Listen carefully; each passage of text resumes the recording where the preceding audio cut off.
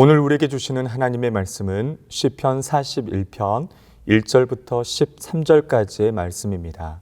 시편 41편 1절부터 13절까지의 말씀입니다. 하나님의 말씀을 봉독합니다. 가난한 자를 보살피는 자에게 복이 있으며 재앙의 날에 여호와께서 그를 건지시리로다. 여호와께서 그를 지키사 살게 하시리니 그가 이 세상에서 복을 받을 것이라. 주여 그를 그 원수들의 뜻에 맡기지 마소서. 여호와께서 그를 병상에서 붙드시고 그가 누워 있을 때마다 그의 병을 고쳐 주시나이다. 내가 말하기를 여호와여 내게 은혜를 베푸소서. 내가 주께 범죄하여 싸우니 나를 고치소서 하였나이다. 나의 원수가 내게 대하여 악담하기를 그가 어느 때에나 죽고 그의 이름이 언제나 없어질까 하며 나를 보러 와서는 거짓을 말하고 그의 중심에 악을 쌓았다가 나가서는 이를 널리 선포하며 나를 미워하는 자가 다 하나같이 내게 대하여 수군거리고 나를 해하려고 꾀하며 이러기를 악한 병이 그에게 들었으니 이제 그가 눕고 다시 일어나지 못하리라 하오며 내가 신뢰하여 내 떡을 나눠 먹던 나의 가까운 친구도 나를 대적하여 그의 발꿈치를 들었나이다. 그러하오나 주 여호와여 내게 은혜를 베푸시고 나를 일으키사 내가 그들에게 보응하게 하소서. 이로써 내가 내 원수가 나를 이기지 못하오니 주께서 나를 기뻐하시는 줄을 내가 알았나이다. 주께서 나를 온전한 중에 붙드시고 영원히 주 앞에 세우시나이다. 이스라엘의 하나님 여호와를 영원부터 영원까지 송축할지로다. 아멘, 아멘. 할렐루야. 사랑하는 여러분, 지난밤도 평안하셨습니까? 코로나19가 계속 확산되는 가운데 정말로 힘들고 어려운 연말을 보내고 있습니다. 그럼에도 주님의 놀라운 사랑과 평강이 또 하나님이 지키시고 보호하심의 그 놀라운 은혜가 여러분의 삶과 가정에 또 직장과 사업장에 함께 하시기를 간절히 축복합니다. 오늘 본문 시편 41편은 5권으로 묶여진 시편의 제1권의 마지막 시편입니다. 오늘 우리가 살펴볼 시편 41편은 시인 다윗이 병상에서 원수들로부터 조롱을 받으며 고통 가운데서 하나님께 회복을 호소하는 시입니다. 하나님께 긍휼을 베풀어 주실 것을 간구하고 있습니다. 그리고 하나님께서는 공의로우심으로 자신의 원수가 반드시 멸망할 것을 확신하는 가운데 이스라엘 하나님을 영원부터 영원까지 찬송하리로다 라고 고백하며 시를 마치고 있습니다. 그렇다면 오늘 이 본문의 말씀을 통해서 하나님은 어떠한 분이신지 또 우리에게 어떤 교훈을 주시는지 함께 살펴보길 원합니다. 먼저 하나님은 어떠한 분이십니까? 첫째, 하나님은 가난한 자를 보살피는 자에게 복을 주시는 하나님이십니다. 우리 다 같이 1절 말씀을 다시 한번 함께 합독하겠습니다. 가난한 자를 보살피는 자에게 복이 있으며 재앙의 날에 여호와께서 그를 건지시리로다. 아멘. 본문의 가난한 자는 경제적으로는 가난하고 또 가정적으로는 기댈 가족이 없거나 또 적어서 또 외롭고 육체적으로는 건강이 약해지거나 또 장애가 있는 상태를 말합니다. 그리고 영적으로는 낙심에 처한 사람들을 가리킵니다. 사랑하는 여러분, 우리 주변에 이러한 자들이 얼마나 많습니까? 사랑하는 여러분, 경제적으로 또 가정적으로 또 육체적으로 또 영적으로 가난한 자들을 우리가 알아주고 또 살펴보아주는 자에게 하나님은 복을 허락해 주신다라고 분명하게 말씀하고 있습니다. 잠언 22장 9절 말씀에 이렇게 말씀합니다. 선한 눈을 가진 자는 복을 받으리니 이는 양식을 가난한 자에게 주민이라. 아멘. 이 본문의 말씀을 새번역 성경은 이렇게 번역합니다. 남을 잘 보살펴주는 사람이 복을 받은 것은 그가 자신의 먹거리를 가난한 사람에게 나누어 주었기 때문이다 라고 말씀하고 있습니다.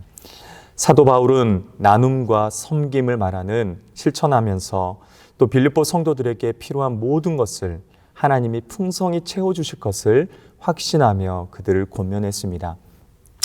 이런 채워주심은 그리스도 예수 안에서 이루어지는 것입니다. 사랑하는 여러분, 성도의 풍성한 삶은 재산이 많이 있을 때가 아닌 것입니다. 성도의 풍성한 삶은 풍성히 채우시는 하나님과 날마다 동행할 때 가능한 것입니다. 또한 진정한 소유는 눈에 보이는 것이 아닙니다. 진정한 소유는 하나님과 이웃을 위해 나누고 드릴 때 얻을 수 있는 줄로 믿습니다.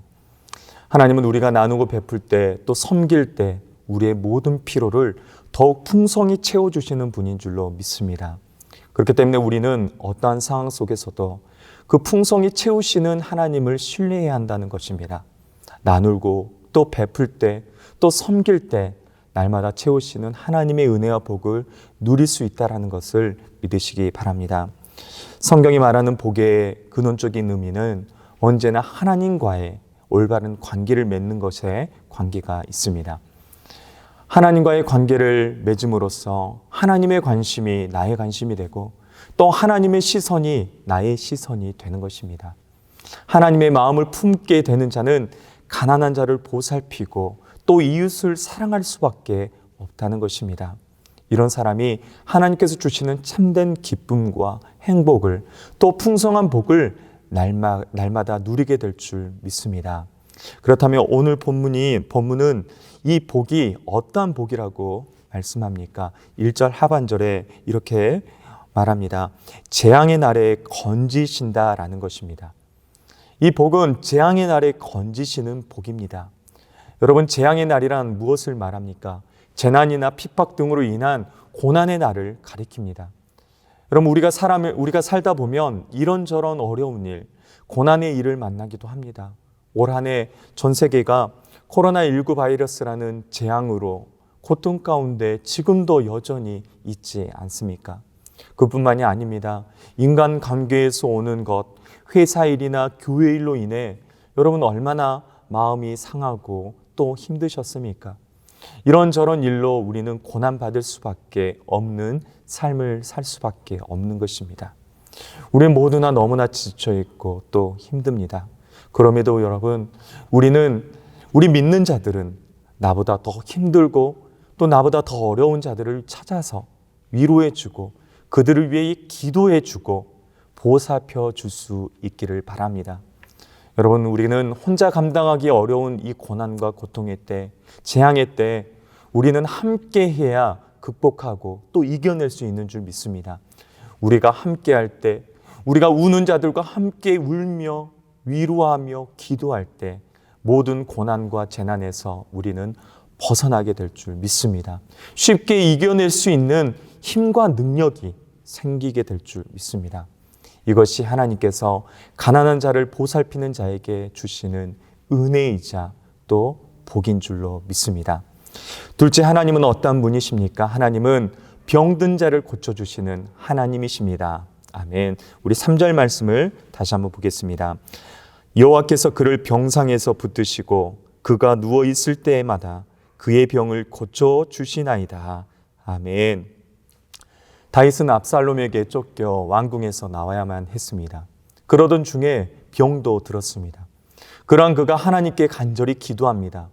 다윗은 자신의 병이 자신의 죄 때문인 것 같아서 하나님께 용서와 은총을 구하며 부르짖습니다. 자신의 병이 범죄로 말미암았음을 깨닫고 먼저 영혼의 죄를 회개한 것입니다. 또한 다윗을 미워하는 원수는 다 하나같이 다윗에 대하여 수군거리고 그를 해하고자 꾀하였습니다. 원수들은 다윗이 죽고 그 이름이 없어지는 것을 원했습니다. 원수는 다윗이 속히 죽기를 바랬다는 것입니다. 다윗을 보러 와서는 거짓을 말하고 그 중심에 악을 쌓았습니다.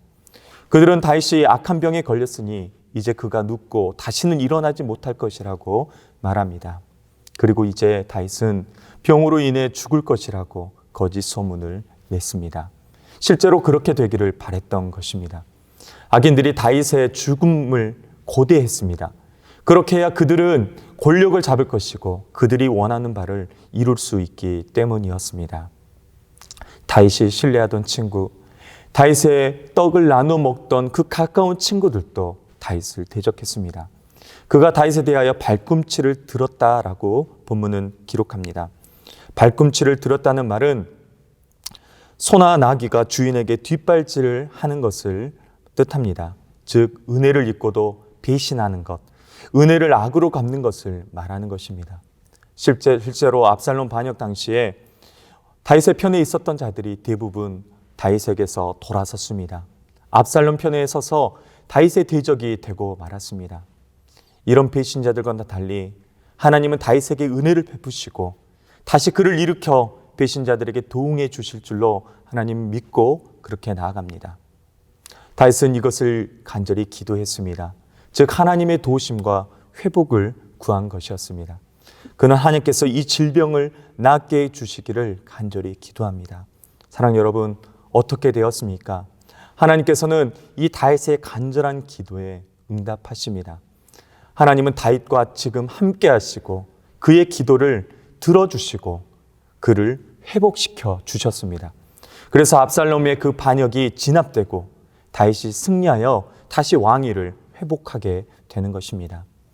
그리고 더욱 그의 나라를 강하게 만들어 주셨습니다. 12절 말씀처럼 하나님은 그를 온전한 중에 붙드시고 영원히 주 앞에 세우셨다는 것입니다. 할렐루야. 사랑하는 여러분, 지난주의 말씀에 임마누엘 말씀을 함께 나누었습니다. 그때 이렇게 말씀을 드렸습니다. 우리는 인생을 살다 보면 개인에게 어려운 문제가 생기기도 하고 우리의 가정에 또 우리 교회 안에도 문제가 생길 수 있다라고 말했습니다. 또 국가의 재난이 닥칠 수도 있다라고 했습니다. 그러나 여러분, 우리가 지금 버티고 견딜 수 있었던 것은 여전히 하나님께서는 우리와 함께 하셨기 때문입니다. 하나님께서 저희의 작은 신음에도 응답하시고 우리의 간절한 기도를 들으시고 하나님께서 우리를 회복시켜 주실 줄로 믿습니다. 그 믿음으로 우리는 나아가시고 승리해야 될 줄 믿습니다. 고난과 고통 가운데 있는 성도님들 계십니까? 질병에 걸려 아픔 가운데 있는 성도님들 계십니까? 오늘 이렇게 말씀드리고 싶습니다. 하나님만 바라보십시오. 그리고 십자가만 바라보십시오. 하나님만을 의지하십시오. 예수님만을 의지하십시오. 어려움 중에 하나님을 바라보고 하나님을 의지하는 것은 그저 막연한 것이 아닙니다. 실제로 견디기 힘든 상황 속에서 우리는 하나님을 바라봐야 합니다. 십자가를 바라봐야 합니다. 그리고 하나님께서는, 우리 예수님께서는 나에게 무엇을 약속하셨는지, 어떤 은혜를 베푸시는지, 얼마나 큰 능력으로 역사하시고 일하시는지 우리는 그것을 기억하고 또 하나님을 인정해야 할 것입니다. 사랑하는 여러분, 하나님은 그런 고난의 상황에서 그 고난을 이겨낼 힘을 우리에게 반드시 주실 것입니다. 하나님은 분명한 약속을 주셨습니다. 어떻게든 하나님은 우리가 하나님께 영광을 올려 드릴 수 있게 우리에게 선을 이루게 하실 것입니다. 육체의 질병이든 죄의 문제든 사람들과의 관계의 문제이든 어떤 상황에도 우리가 하나님께만 영광을 돌릴 수 있게 하나님은 우리의 상황을 역전시켜 주실 것입니다. 하나님은 우리에게 약속하신 것을 이루시기를 원하시고 이루실 능력이 있으신 전능하신 하나님이십니다. 사랑하는 여러분, 하나님께서는 인간을 창조하신 생명의 주로서 의술로 고칠 수 없는 병을 모두 고칠 수 있는 여호와 라파, 전능하신 하나님이십니다. 하나님의 병을 치유하시는 그 역사는 말씀 가운데서도 여러 번 증거되었고 예수님의 지상 사역에서도 성경 말씀에 두드러지게 나타나고 있지 않습니까? 지금도 투병 중에서 주를 찾는 모든 이들에게 치유의 은총이 있기를 간절히 소망합니다. 특별히 긴급 중보 요청이 있습니다. 우리 405구역의 이은경 집사님께서 중환자실에 다시 입원되셨습니다.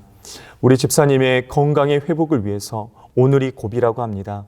이제 회복되기를 원해서 정말 간절히 우리가 함께 전능하신 하나님, 치유하신 하나님을 붙잡고 기도할 수 있기를 바랍니다. 그뿐만이 아니죠. 모든 환우들을 위해서 오늘 이 새벽에 우리의 침상을 적시고 눈물로 간절히 중보해 줄 수 있기를 간절히 부탁드립니다.